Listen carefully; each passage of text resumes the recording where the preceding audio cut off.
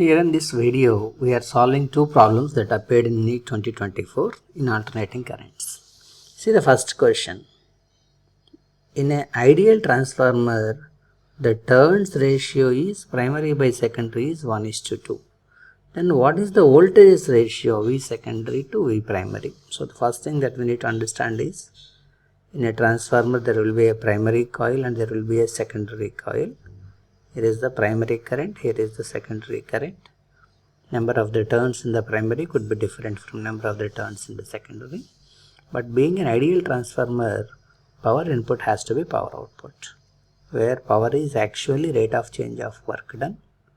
Work done can be written like VQ by time, that is VI. So EMF of primary of I primary equal to EMF of secondary to I secondary.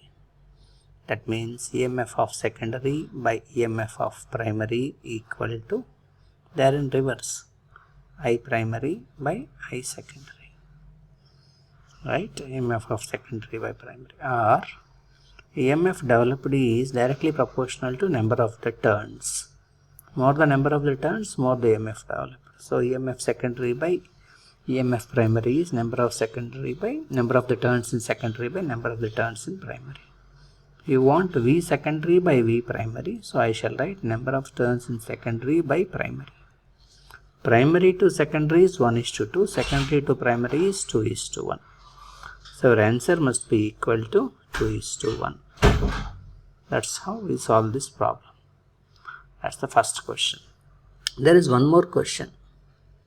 A 10 microfarad capacitor is connected to 210 volts and 50 Hz source as shown.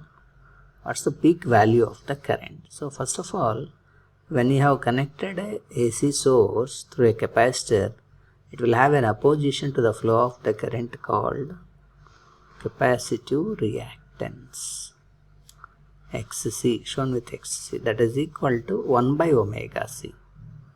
Omega could be 2 pi n into C, where n is the frequency.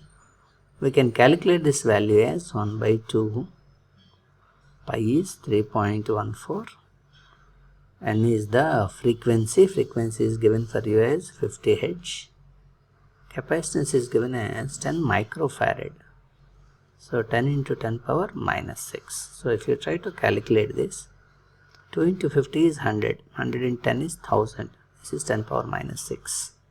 So it becomes 10 power minus 3, in the numerator it becomes 10 power plus 3. The only remaining term is actually 3.14. So it is 1000 by 3.14 is the capacitive reactance. Once if you know the capacitive reactance, we can calculate the current, RMS current. IRMS is VRMS by capacitive reactance. VRMS is given for you in the problem as 210 volts. It was given for you. By X is 1000 by 3.14. You want peak current. I maximum is root 2 times of IRMS.